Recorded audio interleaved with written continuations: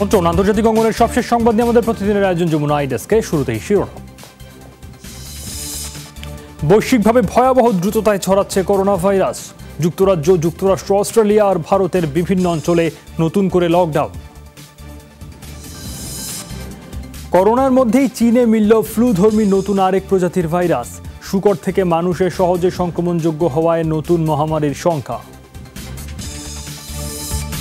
আন্তর্জাতিক চাপ উপেক্ষা করেই হংকং নিরাপত্তা আইন পাশ করল চীন। আধা স্বায়ত্তশাসিত অঞ্চলটিতে কঠোর বিধিনিষেধ আরোপের শঙ্কা। খবরের বিস্তারিত নিয়ে সাথে আছে সৌমিত্র শুভ্র। করোনা মহামারীর ভয়াবহতম রূপ এখনো দেখেনি বিশ্ব। 5 লাখের বেশি মৃত্যুর পর আবারও এমন হুঁশিয়ারি বিশ্ব স্বাস্থ্য সংস্থার।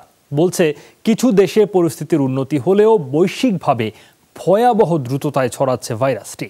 সংক্রমণ বাড়তে থাকায় এর মধ্যেই লকডাউন আরোপ সহ নতুন করে বিধিনিষেধ দেওয়া হয়েছে যুক্তরাজ্য, যুক্তরাষ্ট্র, অস্ট্রেলিয়া ও ভারতে। ডিসেম্বরে কোভিড-19 প্রথম শনাক্তের সময়ও কেউ ভাবেনি খালি চোখে অদৃশ্য ক্ষুদ্র ভাইরাসটি এলোমেলো করে দেবে পুরো পৃথিবী। এরপর 6 মাস ধরে অবিশ্বাস্য দ্রুততায় ছোঁয়াচে ভাইরাসটি ছড়ানোর মাত্রা বেড়েই চলেছে। নতুন সংক্রমণের কেন্দ্রস্থল যুক্তরাষ্ট্র, ব্রাজিল, ভারত। টানা লকডাউনে নিদারুণ অর্থকষ্টে পড়ে ভাইরাসের প্রকোপ ঊর্ধ্বমুখী থাকতেই এসব দেশে কাজে যোগ দিতে বাধ্য হচ্ছেন লাখ লাখ মানুষ। যদিও যুক্তরাষ্ট্রের অনেক রাজ্যে বিপর্যয় ঠেকাতে নতুন করে আরোপ হচ্ছে বিধিনিষেধ। ফ্লোরিডা, টেক্সাসের পর অর্থনীতি সচলের পরিকল্পনা স্থগিত করেছে ক্যালিফোর্নিয়া, অ্যারিজোনা। অনেক এলাকায় আশঙ্কাজনক হারে করোনা রোগীর সংখ্যা বাড়তে থাকায় প্রাথমিকভাবে বার বন্ধ করা হচ্ছে। ভাইরাসের বিস্তার ঠেকাতে জরুরি কাজ ছাড়া বাইরে বের না হওয়া, শারীরিক ও সামাজিক দূরত্ব মেনে চলা, মাস্ক পরার নিয়মাবলী মেনে চলার ক্ষেত্রে জনসাধারণের প্রতি দায়িত্বশীল আচরণের আহ্বান জানাচ্ছি। যুক্তরাজ্য সহ ইউরোপের সব দেশে মহামারী পরিস্থিতির উন্নতি হলেও সংক্রমণ হঠাৎ বাড়ায় নতুন করে লকডাউন আরোপ করা হচ্ছে ইংল্যান্ডের লিস্টার শহরে। লিস্টারে স্থানীয় পর্যায়ে সংক্রমণ বাড়লেও ভাইরাসটি মারাত্মক ছোঁয়াছে বলে পুরো দেশের জন্যই তা বিপজ্জনক। নতুন সংক্রমণের হার স্বল্প হলেও আমাদের বিপদ কাটেনি। তাই লকডাউন শিথিল হতে থাকায় খুব সতর্কভাবে এক একটি পদক্ষেপ নিতে হচ্ছে। কিছু দেশ পরিস্থিতির উন্নতি দেখলেও বাস্তবতা হলো বৈশ্বিকভাবে ভয়াবহ দ্রুততায় ছড়াচ্ছে করোনা ভাইরাস, বলছে বিশ্ব স্বাস্থ্য সংস্থা। এই মহামারীতে মানবজাতির ভালো মন্দ দুটোই দেখেছে বিশ্ব। সংহতি, উদারতা, সহিষ্ণুতার উদাহরণ যেমন আছে, তেমনি একগুঁয়েমি, অপপ্রচার, কুসংস্কার আর মহামারীর রাজনীতিকরণের ফলও দেখেছি। তবে কোভিড-19 সবচেয়ে ভয়ঙ্কর রূপ দেখা তো দূরের কথা, এর ধারে কাছেও আমরা যাইনি। সংক্রমণ আশঙ্কাজনক হারে বৃদ্ধি অব্যাহত থাকায় বিধিনিষেধ শিথিলের পরিকল্পনা পিছিয়েছে অস্ট্রেলিয়ার ভিক্টোরিয়া, কুইন্সল্যান্ড ও সাউথ অস্ট্রেলিয়া প্রদেশে। নতুন করে লকডাউন দেওয়া হয়েছে ভারতের মহারাষ্ট্র ও তামিলনাড়ুতে। নুজহাত কামাল, যমুনা নিউজ। 24 ঘন্টায় আরও প্রায় 4000 প্রাণ কেড়ে নিল করোনা ভাইরাস। নতুন সংক্রমণ শনাক্ত হয়েছে 1,65,000। এ নিয়ে বিশ্বজুড়ে আক্রান্তের সংখ্যা 1,04,00,000 ছাড়ালো। মোট মৃত্যু 5,08,000-এর বেশি। সোমবার 3 শতাধিক মৃত্যুতে যুক্তরাষ্ট্রে প্রাণহানি 1,29,000 ছুঁই। মোট আক্রান্ত 27 লাখ মানুষ। মার্কিন ভূখণ্ডে এদিন সর্বোচ্চ সংক্রমণ রেকর্ড করেছে ক্যালিফোর্নিয়া, টেক্সাস। অন্যদিকে এদিনের সর্বোচ্চ মৃত্যু হয়েছে ব্রাজিলে, মারা গেছেন 700-র বেশি মানুষ। দেশটিতে মোট মৃত্যু 58,500-এর মতো, আক্রান্ত 14.25 লাখ। এরপরই এদিন মৃত্যুর তালিকায় শীর্ষে ছিল ভারত। 4 শতাধিক মৃত্যুতে মোট প্রাণহানি 17,000 ছুঁই। নতুন 17,000 সংক্রমণে মোট আক্রান্ত 6.25 লাখ। মেক্সিকোতে মৃতের সংখ্যা 27,000 ছাড়িয়েছে, সংক্রমিত 2,20,000-এর বেশি। করোনা মহামারীর মধ্যেই ফ্লুধর্মী নতুন আরেক প্রজাতির ভাইরাসের সন্ধান মিলেছে চীনে। ভাইরাসটির কারণে নতুন করে মহামারী পরিস্থিতি তৈরির আশঙ্কাও করছেন চীনা বিশেষজ্ঞরা। শুকরবাহিত ভাইরাসটি আক্রান্ত করতে পারে মানুষকেও। মানুষের শ্বাসযন্ত্রের মধ্যে বিস্তারের ক্ষমতা রয়েছে এর। গবেষকদের আশঙ্কা, মানুষ থেকে মানুষের সহজেই ছড়িয়ে পড়তে পারে ফ্লু ভাইরাসটি। এর সাথে 2009 সালের সোয়াইন ফ্লুর মিল রয়েছে। শুকর ও কসাইখানায় কাজ করেন এমন কিছু মানুষের মধ্যে ফ্লু ভাইরাসটির অস্তিত্ব পাওয়া গেছে। এখনই উদ্বিগ্ন হওয়ার মতো বিষয় না থাকলেও আরও গবেষণা প্রয়োজন বলে মনে করছেন বিজ্ঞানীরা। কানাডা, অস্ট্রেলিয়া সহ 14 দেশের ওপর থেকে ভ্রমণ নিষেধাজ্ঞা তুলে নিল ইউরোপীয় ইউনিয়ন। এই তালিকায় নেই যুক্তরাষ্ট্র, ব্রাজিল ও চীন। নিরাপদ বিবেচনায় 1 জুলাই থেকে ইইউভুক্ত দেশগুলোতে আরও ঢুকতে পারবেন জাপান, দক্ষিণ কোরিয়া, থাইল্যান্ড, নিউজিল্যান্ড সহ আরও কিছু দেশের নাগরিকরা। এছাড়া ইইউ সীমানার ভেতরে বাধাহীন চলাচল করতে পারবেন সদস্য দেশগুলোর নাগরিকরা। ব্রেক্সিট নীতিমালায় ব্রিটিশ নাগরিকদের ক্ষেত্রে ইইউভুক্ত দেশগুলোতে চলাচলে থাকবে পৃথক ব্যবস্থা। ইইউ নাগরিকদের চীনে প্রবেশাধিকার দেয়া হলে চীনের ওপর থেকেও নিষেধাজ্ঞা তুলে নেওয়া হবে বলে জানিয়েছেন সংশ্লিষ্ট কূটনীতিকরা।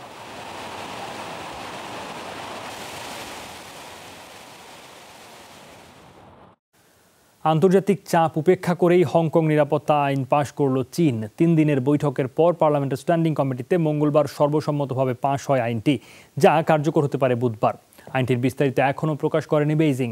বলা হচ্ছে, চীনা শাসনভুক্ত আধা স্বায়ত্তশাসিত হংকংয়ের বাসিন্দারা 23 বছরের মধ্যে সবচেয়ে বড় পরিবর্তন দেখতে যাচ্ছে, যার ফলে কঠোর বিধিনিষেধ নেমে আসতে পারে বিশ্ব অর্থনীতির প্রাণকেন্দ্র হিসেবে পরিচিত অঞ্চলটিতে নাগরিকদের জীবনযাত্রায়। সর্বোচ্চ শাস্তির তালিকায় যুক্ত হতে পারে যাবজ্জীবন কারাদণ্ড। চীনা শাসনের বিরুদ্ধে গেল 1 বছরে নজিরবিহীন বিক্ষোভ হয় হংকংয়ে। এর ধারাবাহিকতায় প্রশাসনিক নির্দেশ অমান্য, সন্ত্রাসবাদ, বিচ্ছিন্নতাবাদ এবং বিদেশি সেনা হস্তক্ষেপ রুখতে এই আইন পাশ করল বেইজিং। এদিকে স্বায়ত্তশাসন প্রশ্নের চাপের মধ্যেই হংকংয়ে অস্ত্র রফতানি বন্ধ ঘোষণা করেছে যুক্তরাষ্ট্র। কোনো নিষেধাজ্ঞার ভয় পাই না, প্রয়োজনে পাল্টা জবাব দিতে মানসিক প্রস্তুতি আছে। বিদেশি কূটনীতির প্রশ্নে কেন্দ্রীয় সরকার এবং হংকং প্রশাসনের সিদ্ধান্ত শেষ কথা। হংকংকে সুরক্ষিত রাখতেও তৎপর আমরা। চীনে নির্যাতনের শিকার উইঘুর মুসলিমদের এবার জন্ম নিয়ন্ত্রণে বাধ্য করছে দেশটির সরকার। করা হচ্ছে জোরপূর্বক গর্ভপাত, যেন মুসলিমদের সংখ্যা না বাড়তে পারে দেশটিতে। বার্তা সংস্থা অ্যাসোসিয়েটেড প্রেস এপির অনুসন্ধানে উঠে এসেছে এই তথ্য। বলা হচ্ছে, জন্মহার কমানোর নামে চরম নির্মমতা চালাচ্ছে চীনা প্রশাসন, যা গণহত্যার শামিল বলছেন বিশেষজ্ঞরা। অমিত হাসান রবিনের রিপোর্ট। জনবিস্ফোরণ ঠেকাতে 4 দশক আগে 1 সন্তান নীতি চালু করে চীন। পরে বয়স্কদের সংখ্যা বেড়ে যাওয়ায় অনুমোদন দেওয়া হয় 2 সন্তানের, তবে বাধা নেই 3 সন্তান নেয়ায়। এমন আইনের পরও দেশটির জিনজিয়াং প্রদেশে উইঘুর মুসলিমদের জন্ম নিয়ন্ত্রণে বাধ্য করছে শি জিনপিং সরকার। অঞ্চলটিতে মুসলিমদের সংখ্যা নিয়ন্ত্রণে জোরপূর্বক ঘটানো হচ্ছে গর্ভপাত। এসব তথ্য উঠে এসেছে বার্তা সংস্থা এপির অনুসন্ধানে। প্রতিবেদনে বলা হয়, গেল বছর সারা দেশে যেখানে জন্মহার কমেছে 4.2%, সেখানে জিনজিয়াং প্রদেশে এই হার 24%। 2015 সালে যখন তৃতীয় বাচ্চার জন্ম দেই, তখন আমার কাছে প্রয়োজনীয় সব কাগজপত্র ছিল, যেখানে সরকারের অনুমোদন ছিল। তারপরও আমার স্বামীকে তারা আটক করে নিয়ে যায়, নানাভাবে ভয়ভীতি দেখাতে থাকে। গর্ভবতী নারীর তথ্য পেলেই তারা এটিকে অবৈধ বলছে। পরিবারের কারোর অনুমতি ছাড়াই জোরপূর্বক গর্ভপাত করানো হচ্ছে। এসব কারণেই এখন বাচ্চা নিতে অনেকেই ভয় পাচ্ছে। ভুক্তভোগীদের অভিযোগ, গোপনে কেউ সন্তান জন্ম দিচ্ছে কিনা এমন সন্দেহে চালানো হচ্ছে অভিযান। গণহারে প্রেগন্যান্সি পরীক্ষাও করা হচ্ছে। এমনকি 3 সন্তান জন্মের তথ্য জানলেই গুনতে হচ্ছে মোটা অঙ্কের জরিমানা।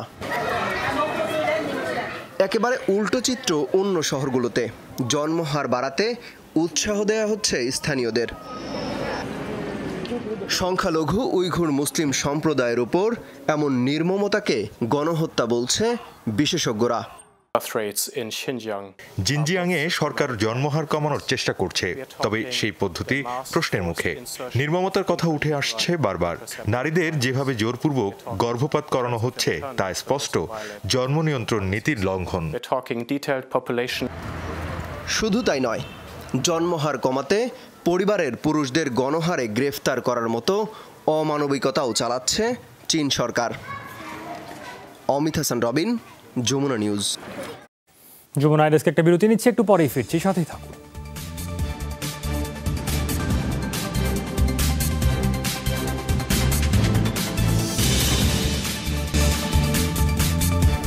আরেকবার দেখছেন যমুনা।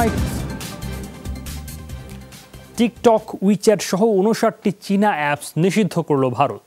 ভারতীয় সার্বভৌমত্ব ও অখণ্ডতার প্রতি ঝুঁকি বিবেচনায় নেওয়া হয়েছে এই সিদ্ধান্ত। বিবৃতিতে জানিয়েছে দেশটির তথ্য প্রযুক্তি মন্ত্রণালয়। বলা হয়, দেশের প্রতিরক্ষা, নিরাপত্তা ও আইন শৃঙ্খলা রক্ষায় বাধা হয়ে দাঁড়াচ্ছিল অ্যাপগুলো। ভারতের সোশ্যাল নেটওয়ার্কিংয়ে ভীষণ জনপ্রিয়তা রয়েছে এসব ভিডিও শেয়ারিং এবং মেসেজিং অ্যাপের। তালিকায় আরও রয়েছে micro blogging sites Weibo, clash of kings game, online marketplace আলিবাবার ইউসি ব্রাউজার, ই কমার্স ভিত্তিক ক্লাব ফ্যাক্টরি ও শেইন ইত্যাদি। অ্যাপগুলোর মাধ্যমে ব্যবহারকারীদের অজান্তে তথ্য হাতিয়ে নেওয়ার প্রচুর অভিযোগ আসছিল বলে দাবি কর্তৃপক্ষের। বেইজিং ভিত্তিক টিকটকের সবচেয়ে বড় বাজার ভারতে অ্যাপটি ব্যবহার করে প্রায় 12 কোটি মানুষ। সম্প্রতি লাদাখ সীমান্তে সহিংসতায় চরমে ওঠে চীন ভারত উত্তেজনা। বিরল অভিজ্ঞতার মুখোমুখি নয়াদিল্লি। ভারতের রাজধানী হয়ে উত্তরপ্রদেশের দিকে যাচ্ছে পঙ্গপালের ঝাঁক। জারি করা হয়েছে সর্বোচ্চ সতর্কতা। আশঙ্কা উত্তরপ্রদেশের ফসলি জমি পঙ্গপালের লক্ষ্য। করোনা ভাইরাসের কারণে নয়াদিল্লির নাজুক পরিস্থিতি। এর মাঝেই শনিবার দুপুরে ভারতীয় রাজধানী এবং আশপাশের এলাকাগুলো ছেয়ে যায় পঙ্গপালে, যা অঞ্চলটির জন্য একেবারেই নতুন ও বিরল অভিজ্ঞতা। দিল্লি কখনোই এই অদ্ভুত দৃশ্য দেখেনি। গোটা আকাশ হলুদ রঙে ছেয়ে গেল, লাখ লাখ পোকা শোঁ শব্দে উড়ে গেল, ঢুকলো বাড়ি ঘরে। তার থেকেও বিস্ময়কর তথ্য, যত উঁচু গাছ ছিল সবগুলোর পাতা খেয়ে নিয়েছে এই পঙ্গপাল। কেন্দ্রীয় কৃষি এবং পরিবেশ মন্ত্রণালয় থেকে জারি করা হয়েছে সর্বোচ্চ সতর্কতা। স্থানীয় প্রশাসনকে নিজ নিজ অবস্থান থেকে জরুরি পদক্ষেপ গ্রহণেরও নির্দেশ দেওয়া হয়েছে। 1,27,000 হেক্টর এলাকায় ছেয়ে গেছে পঙ্গপাল। ব্রিটেন থেকে 15টির মতো কীটনাশক ছড়ানোর ড্রোন এনেছে ভারত। মূলত রাতের অন্ধকারে একটা জায়গায় আশ্রয় নেয় পঙ্গপাল, সেখানেই ছেটানো হচ্ছে কীটনাশক। প্রত্যাশা এর মাধ্যমে উত্তরপ্রদেশের ফসল রক্ষা করা সম্ভব হবে। পঙ্গপালে কি পরিমাণ কীট থাকে সেটা বলা মুশকিল। প্রতিরোধের একমাত্র উপায় উচ্চ শব্দ। কৃষক ভাইদের অনুরোধ জানাচ্ছি, ড্রাম, বাদ্য বা তৈজসপত্র বাজিয়ে এসব পোকাকে দূর করুন, নতুবা পঙ্গপাল যেখানে বসবে নিঃশেষ করে দিবে ফসল। আরেকটি সমস্যা হলো, উড়ন্ত অবস্থায় এই পোকাগুলোকে মারা যায় না। এর আগে রাজস্থান, গুজরাট, মধ্যপ্রদেশ এবং হরিয়ানা সহ ভারতের কয়েকটি অঞ্চলে পঙ্গপালের আক্রমণে প্রচুর ফসল নষ্ট হয়। পঙ্গপাল ঠেকাতে 11টি কন্ট্রোল রুম চালু করেছে মোদী সরকার। মৌলি ইসলাম, যমুনা নিউজ। যমুনা ডেস্ক আরেকটা বিরতি নিচ্ছে, একটু পরে ফিরছি, সাথেই থাকুন।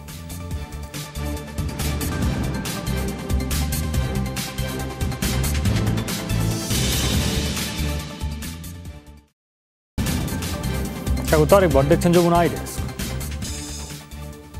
ইউএসবি পোর্টযুক্ত বিশেষ এক ধরনের মাস্ক তৈরি করেছে ইসরায়েলের গবেষকরা। দাবি, মোবাইল ফোন চার্জারের মাধ্যমে বিদ্যুৎ সংযোগ দিয়ে পুরোপুরি জীবাণুমুক্ত করা যাবে এই মাস্ক। পুনঃব্যবহারযোগ্য এই মাস্ক পরিবেশ বান্ধব বলে দাবি গবেষকদের। অনেকটা N95 এর মতো দেখতে এই মাস্ক। সামনে আছে একটি ভালভ, তবে এটি একবার ব্যবহারে ফেলে দিতে হবে না, বরং বিশেষ প্রক্রিয়ায় জীবাণুমুক্ত করে ব্যবহার করা যাবে বারবার। মাস্কের সাথে আছে মাইক্রো ইউএসবি পোর্ট। মোবাইল চার্জারের মাধ্যমে পাওয়ার সংযোগ দিলে এর কার্বন ফাইবারে পাওয়া যাবে 65 থেকে 70 ডিগ্রি সেলসিয়াস তাপমাত্রা, যা করোনা ভাইরাস ধ্বংসে যথেষ্ট। জীবাণুমুক্ত করতে সময় লাগে 30 মিনিটের মতো। মাস্ক জীবাণুমুক্ত করার বিষয়টি ভীষণ স্বস্তিদায়ক। প্রতিবার ব্যবহারের পর যখন মাস্ক ফেলে দেই, ওটার সাথে তো জীবাণু লেগেই থাকে, যা একেবারেই স্বাস্থ্যসম্মত নয়। এই গবেষণায় নেতৃত্ব দিয়েছেন হাইফার টেকনিয়ন বিশ্ববিদ্যালয়ের অধ্যাপক ইয়েন আইন আলী। তার দাবি, অর্থনৈতিক ও পরিবেশ দুদিক থেকে লাভজনক এই মাস্ক ব্যবহার। এটি 10 ওয়াট ক্ষমতা বিশিষ্ট। বিদ্যুৎ সংযোগের মাধ্যমে ধ্বংস হবে করোনা ভাইরাস। আমাদের মূল উদ্দেশ্য হলো মাস্কের পুনর্ব্যবহার, কারণ পরিবেশের সুরক্ষায় এটাই সমাধান। কারণ সবাই ডিসপোজেবল মাস্ক ব্যবহার করলে এবছরই 500 কোটির বেশি মাস্ক দরকার হবে, যা মারাত্মক পরিবেশ বিপর্যয়ের কারণ হবে। গত মার্চে মাস্কটির পেটেন্টের জন্য আবেদন করেছেন গবেষক দল। বাণিজ্যিক উৎপাদনের লক্ষ্যে এরই মধ্যে তাদের আলোচনা চলছে বেশ কয়েকটি প্রতিষ্ঠানের সাথে। গবেষকরা বলছেন, মাত্র $1 মধ্যেই রাখা যাবে এর দাম। Dorothy Tasrin, Jamuna News. এই ছিল যমুনা ডেস্ক। এতক্ষণ সাথে থাকার জন্য সবাইকে ধন্যবাদ।